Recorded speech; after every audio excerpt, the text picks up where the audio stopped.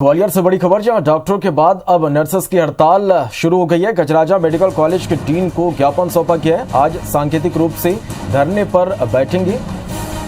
Madhya Pradesh nurses association के banner तले ये प्रदर्शन होगा। जयरोग अस्पताल में नर्सेस की भर्ती की मांग कर रही हैं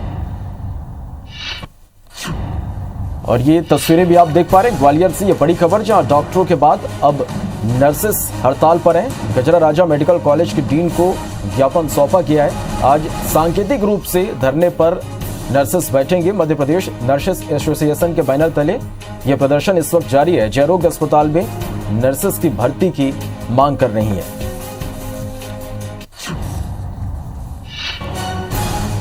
चलिए और ज्यादा जानकारी के साथ हमारे सहयोगी नासिर गौरी हमारे साथ इस वक्त लाइव जुड़े हैं। नासिर, डॉक्टरों के बाद अब नर्सेस हड़ताल पर हैं, क्या कुछ मांगे उनके? देखिए श्रवण, जो नर्सेस का कॉल था 2 दिन पहले उन्होंने डीन से मिले थे और उन्होंने ज्ञापन दिया था कि जयरोग अस्पताल में नर्सों की भर्ती किया जाए, क्योंकि लगातार देखने में ये आ रहा है कि कोरोना से संक्रमित नर्सेस हो रही है और 2 नर्सेस की डेथ भी हो चुकी है, लेकिन शासन और प्रशासन की तरफ ध्यान नहीं है। तो ऐसे में आज वो सांकेतिक के रूप से धरने पर बैठी हुई है। हालांकि बहुत सारी नर्सेस हैं, लेकिन सांकेतिक रूप से धरना तो कम संख्या में बैठे हुए हैं। लेकिन उनकी जो 2 सूत्रीय मांगे हैं उसी को लेकर ये जो मांगे हैं वो मानी जाए। और क्या मांगे हैं आप लोगों की, क्यों आप धरने पे बैठे हुए हैं? देखिए, यहाँ पे जेआर मेडिकल कॉलेज में विगत कई वर्षों से स्टाफ नर्स की काफ़ी कमी है, जिसको लेकर जिससे हम लोग काफ़ी लोगों को बहुत परेशानियां हैं। यहाँ पे सिर्फ 220 नर्सें हैं। विगत 1.5 साल से सबको ज्ञात है कि कोरोना योद्धा के रूप में नर्सों को सम्मानित किया जाना चाहिए था। वहीं आज 12 मई को नर्सेस डे के दिन नर्सें सांकेतिक धरने पे बैठी हैं। तो ये सरकार और यहाँ के प्रशासन के लिए शर्म की बात होनी चाहिए कि आज नर्सेस डे पे नर्सेस अपने हक के लिए लड़ाई कर रही है, सड़कों पे आ चुकी है। क्या कब तक ये लड़ाई जारी रहेगी आप लोगों की? जब तक सरकार हमारी मांगों को पूरा नहीं करती, प्रशासन हमारी मांगों को पूरा नहीं करते, तब तक ये लड़ाई जारी रहेगी। क्या मुख्य मांगे क्या है आप लोगों की? मुख्य मांगे हमारी ये है कि नर्सेस की भर्ती की जाए, क्योंकि बहुत ज़्यादा कमी है नर्सों की, और समयमान वेतनमान हमारा जो टाइम पे स्केल है वो।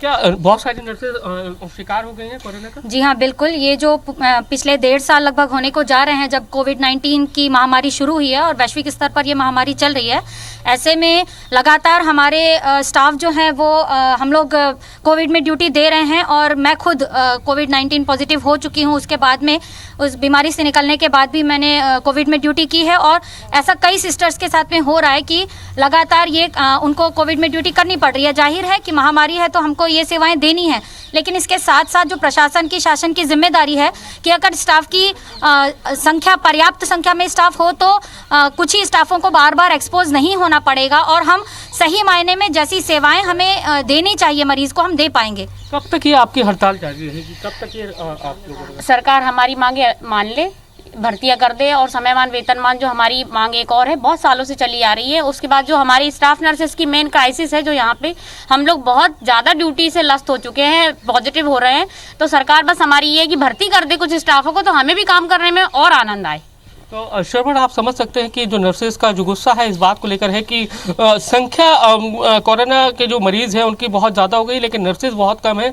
ऐसे में परेशानी हो रही है। कई सारी जो नर्सेस हैं वो पॉजिटिव होने के बावजूद भी काम कर रही है, लेकिन सरकार का ध्यान इस ओर नहीं है कि ज़्यादा संख्या बढ़ाई जाए, और उसको लेकर उनको लगातार विरोध भी है। लगातार मिलकर ज्ञापन देकर भी बातचीत कर रहे हैं, लेकिन कोई सोल्यूशन नहीं निकला। तो आज सांकेतिक रूप से धरना दिया है और उसके बाद उन्होंने कहा है कि अभी भी सरकार नहीं चाहती तो वो हड़ताल पर चली जाएंगी। चलिए अब देखना होगा नासिर कि इनकी मांगों पर कब तक ध्यान दिया जाता है। बहुत शुक्रिया आपका इस पूरी जानकारी के लिए।